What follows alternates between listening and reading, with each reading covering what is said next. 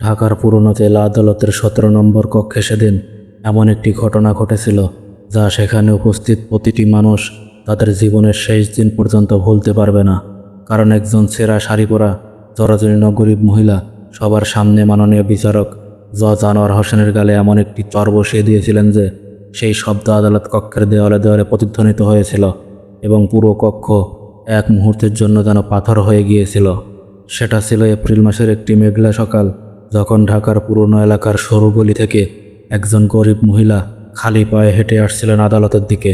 তার হাতে একটি পুরনো কাপড়ের ব্যাগ, চোখে অনিদ্রার কালো দাগ, আর ঠোঁটে এমন একটি দৃঢ়তা যা সাধারণ মানুষ তখনই ধারণ করে যখন সে হারানোর ভয়কে সম্পূর্ণ পেছনে ফেলে এসেছে।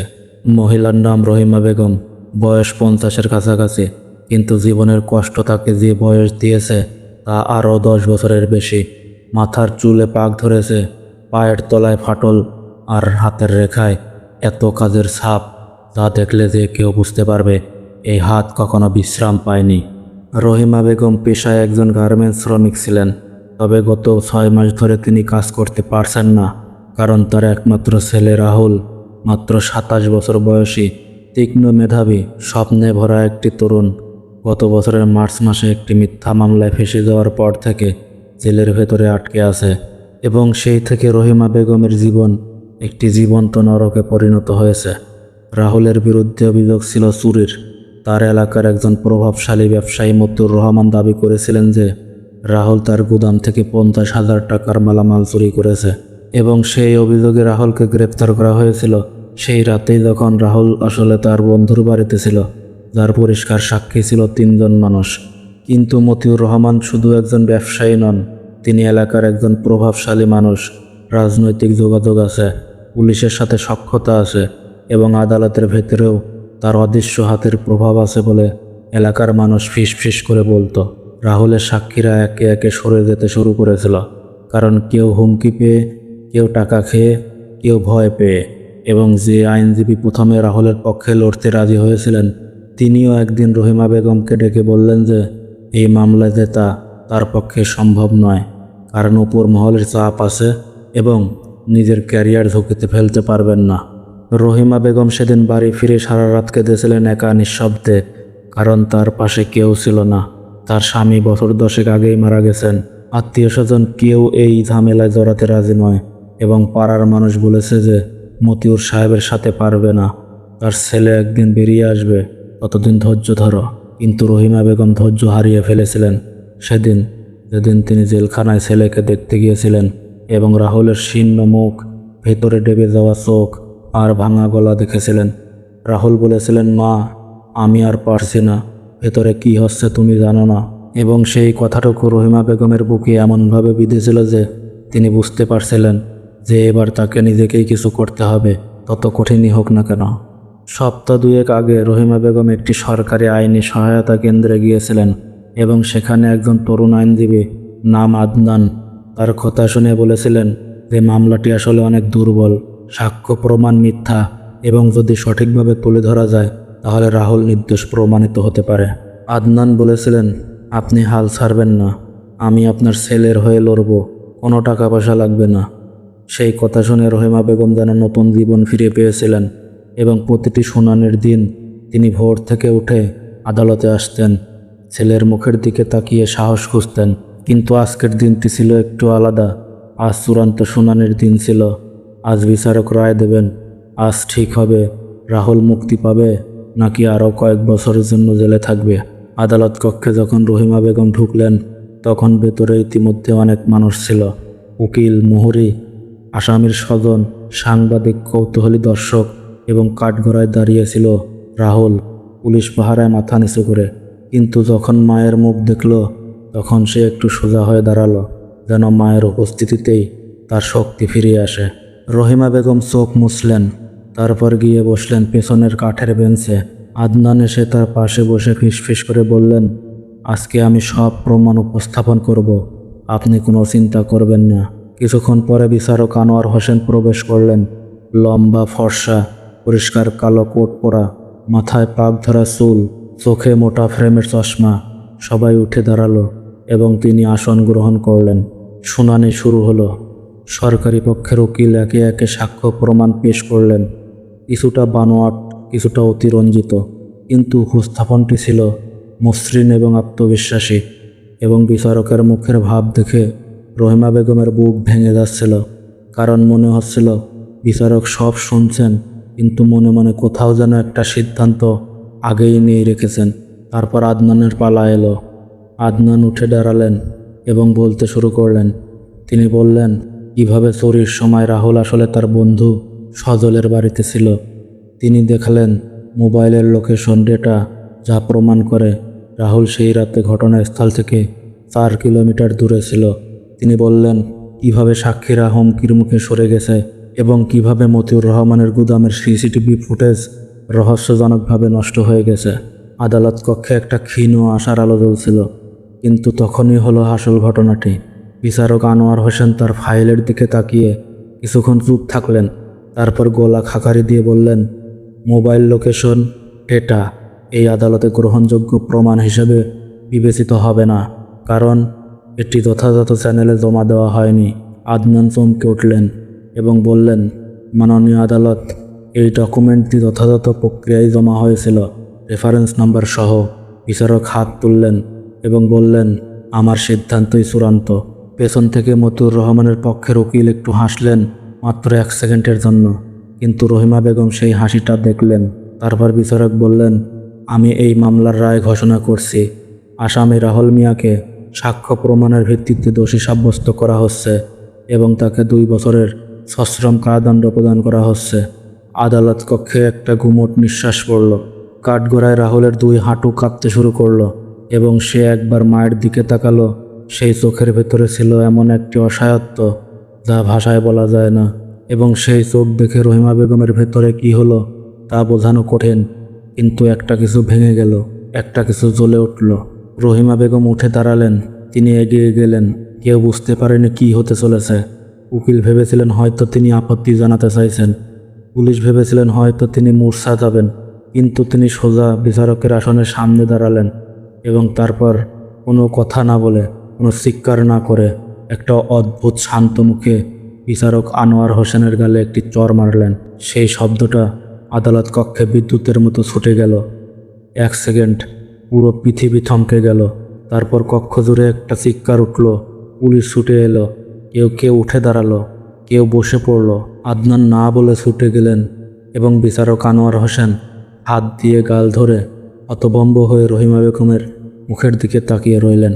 রহিমা বেগম পালালেন না, সরলেন না, ভয় পেলেন না। তিনি সোজা দাঁড়িয়ে এবং কাঁপা কিন্তু দৃঢ় গলায় বললেন, আমার ছেলে নির্দোষ। আপনি জানেন সে নির্দোষ, পুরো আদালত জানে সে নির্দোষ, কিন্তু আপনি টাকার কাছে বিক্রি হয়ে গেছেন। আর যে মানুষ টাকার কাছে বিক্রি হয়ে যায় সে বিচারক নয়, সে একটি দালাল, আর দালালের গালে চরই পাওনা। আদালত কক্ষে পিন পতন নীরবতা। তারপর একজন বৃদ্ধ উকিল, যিনি 30 বছর ধরে এই আদালতে কাজ করছেন, তিনি ধীরে ধীরে হাত তালি দিতে শুরু করলেন। একজন, তারপর আরেকজন, তারপরে আরও কয়েকজন, এবং অদ্ভুতভাবে আদালত কক্ষের পেছনের দিক থেকে একটা গুঞ্জন উঠল, যা সম্মতির এবং সমর্থনের। পুলিশ রহিমাকে ধরল, হাতে হাত করা পরালো, কিন্তু রহিমা বেগম তখনও মাথা উঁচু করে দাঁড়িয়েছিলেন। ততক্ষণে কক্ষের বাইরে থেকে সাংবাদিকরা ঢুকতে শুরু করেছেন। ফোনে ভিডিও হচ্ছে, কেউ কেউ লাইভ করছে, এবং মাত্র কয়েক মিনিটের মধ্যে সেই ভিডিও সোশ্যাল মিডিয়ায় ছড়িয়ে পড়তে শুরু করলো। ঘটনাটি সেখানেই শেষ হয়নি, বরং সেখান থেকেই শুরু হলো আসল অধ্যায়। বিচারক আনোয়ার হোসেন সেদিন কক্ষে যা প্রত্যক্ষ করলেন, একজন গরিব মায়ের সেই অদম্য সাহস, তার চোখের সেই আগুন, এবং পুরো আদালতের সেই নীরব কিন্তু জোরালো সমর্থন, যা তাকে কিছুটা ভাবালো। বিচারক আনোয়ার হোসেন আসলে সম্পূর্ণ খারাপ মানুষ ছিলেন না। তিনি ছিলেন একজন ক্লান্ত মানুষ, একজন ভয় পাওয়া মানুষ, একজন মানুষ যিনি বছরের পর বছর ব্যবস্থার চাপে চাপে নিজের বিবেককে একটু একটু করে চুপ করিয়ে দিতে শিখেছিলেন। মতিউর রহমান তার উপর চাপ দিয়েছিল সরাসরি না, পরোক্ষভাবে, এবং তিনি সেই চাপে মাথা নুইয়েছিলেন, কারণ তার মনে হয়েছিল এটুকু সমঝোতা করাই বাস্তব জীবনের নিয়ম। কিন্তু আজ একজন খালি পায়ের মহিলা তাকে মনে করিয়ে দিলেন যে কিছু নিয়ম আছে যেগুলো বিবেক তৈরি করে, আইনের বই নয়। সন্ধ্যাবেলায় বিচারক আনোয়ার হোসেন বাড়ি ফিরলেন না। তিনি সরাসরি গেলেন হাইকোর্টের একজন সিনিয়র বিচারকের কাছে, তার পুরনো বন্ধু এবং মেন্টর বিচারক রফিকুল ইসলামের কাছে। তিনি সব কিছু খুলে বললেন। তিনি বললেন কিভাবে মতিউর রহমান তাকে প্রভাবিত করেছিল, কিভাবে তিনি সাক্ষ্য প্রমাণ উপেক্ষা করেছিলেন, কিভাবে তিনি একটি মিথ্যা রায় দিতে উদ্যত হয়েছিলেন, এবং তারপর একটু থেমে বললেন, কিন্তু আজকে একজন মা আমার গালে চর মেরে আমাকে বাঁচিয়ে দিয়েছেন। বিচারক রফিকুল ইসলাম সেদিন রাতেই ব্যবস্থা নিলেন। পরদিন মামলাটি পুনর্বিবেচনার জন্য আদেশ জারি হলো। সেই সাথে মতিউর রহমানের বিরুদ্ধে তদন্ত শুরু হলো, কারণ আদনানের জমা দেওয়া তথ্যের ভিত্তিতে দেখা গেল যে মতিউর রহমান আসলে নিজেই একটি বড় আর্থিক কেলেঙ্কারিতে জড়িত এবং রাহুলকে মিথ্যা মামলায় ফাঁসিয়েছিল, কারণ রাহুল সেই কেলেঙ্কারির একটি গুরুত্বপূর্ণ সাক্ষী হতে পারত। 3 দিন পরে আদালতে যখন পুনরায় শুনানি হলো, তখন নতুন সাক্ষ্য প্রমাণ দেখে নতুন বিচারক কোনো সংশয় ছাড়াই বললেন, রাহুল মিয়াকে সকল অভিযোগ থেকে অব্যাহতি দেওয়া হলো এবং তাকে অবিলম্বে মুক্তি দেওয়া হোক।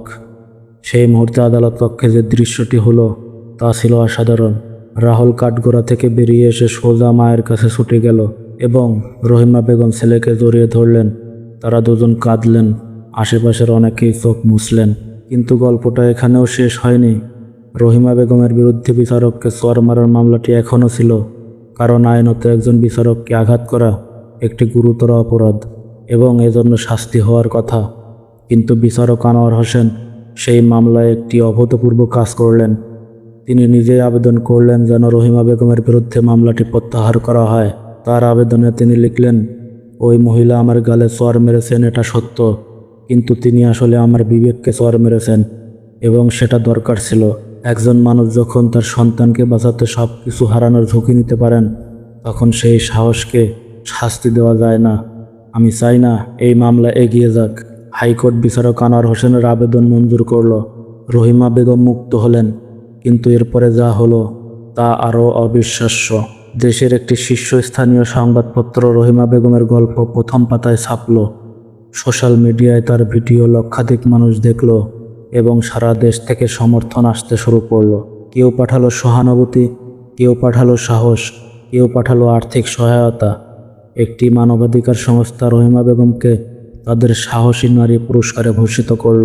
কিন্তু এর চেয়েও বড় ঘটনা হলো, দেশের বিভিন্ন আদালতে যেসব গরিব মানুষ বছরের পর বছর ধরে মিথ্যা মামলায় আটকে ছিলেন, তাদের অনেকের মামলা নতুনভাবে পর্যালোচনার দাবি উঠল এবং সেই দাবির পিছনে মানুষ বলতে থাকলো রহিমা বেগমের নাম। মতিউর রহমান সে সপ্তাহে গ্রেপ্তার হলেন। তদন্তে বেরিয়ে এলো যে তিনি গত 5 বছরে অন্তত 7টি মিথ্যা মামলায় নিরীহ মানুষকে ফাঁসিয়েছিলেন, তাদের বেশিরভাগই গরিব এবং ক্ষমতাহীন।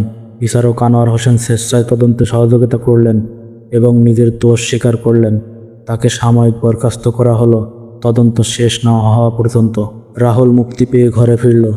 সেই প্রথম রাতে মা আর ছেলে অনেক রাত পর্যন্ত কথা বললেন, জেলের দিনগুলোর কথা, ভয়ের কথা, একাকিত্বের কথা।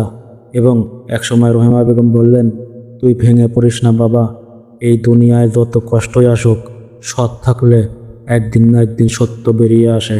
রাহুল মায়ের হাত ধরল এবং বলল, মা, তুমি যদি সেদিন চরটা না মারতে, আমি হয়তো আর কখনো বেরোতে পারতাম না।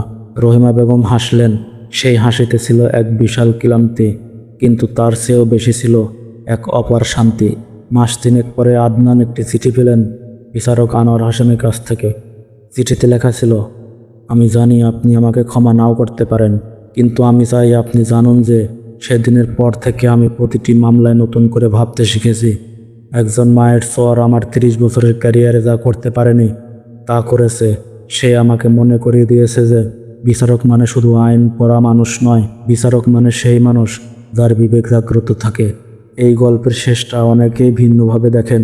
কেউ বলেন এটা একটি অপরাধের গল্প, কারণ বিচারককে চর মারা অবশ্যই আইন ভেঙেছে। কেউ বলেন এটা একটি সাহসের গল্প, কারণ যেখানে পুরো সমাজ চুপ থেকেছে সেখানে একজন নিঃস্ব মানুষ কথা বলেছে। কেউ বলেন এটা একটি ভালোবাসার গল্প, কারণ এই পৃথিবীতে মায়ের ভালোবাসাই সবচেয়ে বড় শক্তি। কিন্তু সবচেয়ে গভীর যে সত্যটি এই গল্পে আছে তা হলো, অন্যায় যখন পুরো ব্যবস্থায় ঢুকে যায়, যখন টাকা আর ক্ষমতা আইনকে কিনে ফেলে, যখন গরিব মানুষের কথা কেউ শুনতে চায় না, তখনও একটা পথ থাকে। সেটা হলো বিবেকের পথ, সাহসের পথ।